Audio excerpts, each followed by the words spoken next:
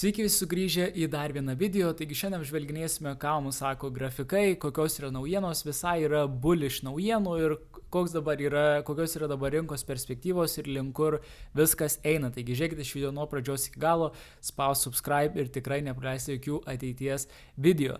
Taip pat Black Friday nuolaida vis dar vyksta, bet jau greitų metų bus išjungta, taigi jeigu nespėjote dar įsigyti mokymų ir pradėti mokytis, analizuoti rinkas, kaip iš to užsidirbti, kokios yra platformos, kas tai dienos prekyba, kaip analizuoti visus grafikus, tai visa mokymo programa yra pačioje, pasižiūrėkite linkus ir dabar keliaujam tiesiai į video. Taigi kol kas jau kelias savaitės apžvelginėjame, ką daro Bitcoinas ir iš esmės aš sakiau, kad čia galime tikėtis tokių kaip ir apačios formavimosi ir panašu, kad kažkas panašaus ir vyksta, kažkokios užuomazgos. Tai dar tikrai nėra apačios formatas, kas gali būti, čia gali būti aukštesnė aukštuma prieš judant į apačią, tai reiškia Bitcoinas galėtų šiek tiek pakilti į viršų ir tada va taip nuvažiuoti į apačią. Taigi tikrai yra įmanoma, tai nereiškia, kad jeigu dabar turime po 30% nukritimo kažkur 10% pakilimą, tai dar nereiškia, kad jau viskas pabaigoje. Bet matome, kad kaip viskas vystėsi štai šioje apačioje, tai irgi buvo nukritimas ir tada bam pakilimas, irgi double bottom forma ir tada jau po truputį judėjimas į viršų. Taigi iš esmės tiesiog stebėsim, kas vyks kelias ateinančias savaitės. Dabar esame ties 100 EMA ir matome, kad susidomėjimas šiek tiek grįžo į Bitcoiną dėl kelių svarbių priežasčių, kurios irgi aptarsime šiame video. Tai pasižiūrėsim, galbūt Bitcoinas nuvažiuos čia ir padarys double bottom formatą ir tada pradės judėti į viršų. Taigi stebėsime, kas vyksta, dėl kaip ir minėjau, spausk subscribe, kad nieko nepraleistumėt. Galit prisijungti į nemokamą Telegram grupę, kur visada atsiunčiu, kada išeina nauji video ir jeigu bus svarbiausios naujienos, irgi ten pasidalinu. Tai dabar kitas dalykas, kas vyksta aplamai rinkose, tai matome, kad S&P, tai yra akcijų rinka, irgi stagnuoja. Ir ką tai mums pasako? Tai mums iš esmės pasako, kad realiai nevyksta joks augimas. Ir S&P iš viso yra dabar varoma tik tais AI-aus įmonėm, tokiom kaip Nvidia, Palantir ir taip toliau. Iš esmės tiesiog yra AI-aus burbulas ir net ir su to burbulu vis tiek S&P net neina į viršų. Nasdaq tai yra toks daug labiau artimesnis kriptovaliutų rinkai, tai yra rizikingos tech akcijos ir mes matom, kad Nasdaq taip pat ne tai, kad net nedaro jokių aukštumų, yra tiesiog realiai visiškoj standartiniai korekcijoje, bet mes prasilaužėm iš korekcijos trendline, o dabar jį testuojame, tikrai gali būti šuolis į viršų, bent jau pagal techninės analizės formą, nes taip dažnai būna, kad rinkos pavažiuoja į apačią, vat kaip čia, tada daro tokią korekciją ir tada bam, šauna į viršų, tai irgi gali tai būti, bet kol kas mes matom, kad visiškai yra stagnacija, realiai ekonomika šiuo metu neauga. Nors GDP išeina gana teigiamas, bet sprendžiant iš rinkų, kol kas nieko bullish labai nėra ir aišku, kriptovaliutų rinka yra labiausiai jautri tokiem dalykam ir kai matosi, kad nevyksta joks augimas, tai ir kriptovaliutos nejuda į viršų. Auksas irgi yra užsistagnavęs, mes matome, kad tiesiog buvo pakilimas ir dabar užstrigom ir kol kas dar jokie pinigai neperėjo iš auksų į Bitcoiną ir neaišku, kas ar pereis. Jei Bitcoinas pakiltų, galbūt tada pereitų. Taip pat dar svarbi metrika, kurią mes stebime, kaip minėjau, tai yra USDT dominance. Atsimenat, irgi kalbėjau, kad kas bus ties šiuo labai svarbiu resistance lygiu. Tai primenu, kad USDT dominance iš esmės kiek žmonės dabar laiko stablecoinuose, o ne kriptovaliutų rinkoje. Tai reiškia, kiek yra exposed angliškai. Ir kuo aukščiau eina šis grafikas, tuo daugiau pinigų išsitraukia iš rinkos, nes visi laiko tiesiog stablecoinus. Tai va, tai mes esam ties labai svarbiu resistance lygiu ir minėjau, kas gali būti šuolis į viršų, kas būtų labai bearish, čia būtų bear marketo teritorija. Bet kol kas matom, kad atsimušėm į apačią. Klausimas, kas bus toliau. Tai čia jau geras ženklas, bet reikia stebėti, kaip užsidarys šios savaitės ir ar mes judėsime po truputį į apačią, ar visgi čia bus tik tais trumpas sustojimas prieš šuolį į viršų, kas būtų labai neigiamas dalykas. Ir iš esmės doleris irgi taip pat šiuo metu matom, kad pradėjo kristi į apačią, tai yra labai gerai, tai duoda šiek tiek tokio atsipalaidavimo rizikos turto klasėm, tokiom kaip Bitcoinas ir realiai altcoin. Ir mes matėm šiokį tokį atsigavimą ir altcoinuose, bet tikrai ne patį didžiausią. Tai kokios yra tos bullish naujienos?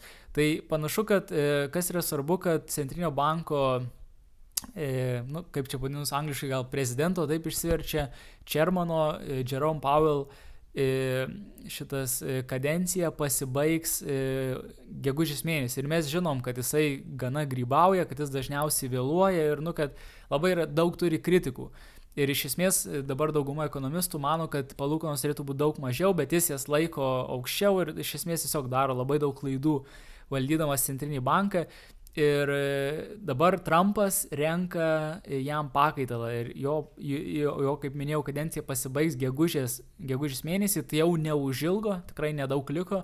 Ir manoma, kad bus bent jau kol kas iš tokių kaip ir oficialiai, kaip ir nepaskelbta, bet iš spekulacijų, kad Kevin Hassett bus jo pakaitalas. O Kevin Hassett yra labai toks, kaip pasakyti, jisai buvo Coinbase advisorius, patarėjas, tai reiškia, jis yra labai susipažinęs ir su kriptovaliutų rinka ir iš esmės jisai klausytų, ką Trumpas jam sako, o Trumpas norėtų, kad palūkanos būtų iš viso apačioje, gal net 1% ar kelių procentų maks.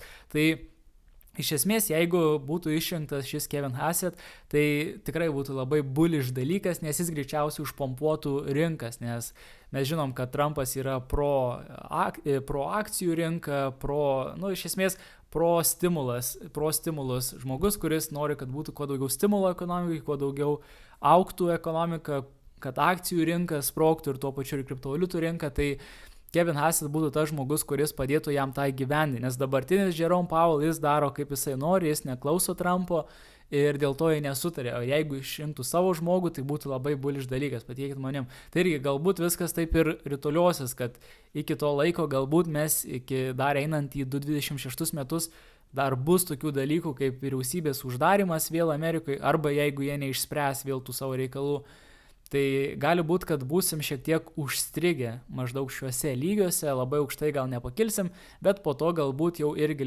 einant link pavasario, tada pradėsim judėti į viršų, pasikeis šis Fed chair, kas bus labai teigiamas, tada palūkanos dar mažės ir jau tada nenori rinka vis tiek pakils, nes bus labai žemos palūkanos.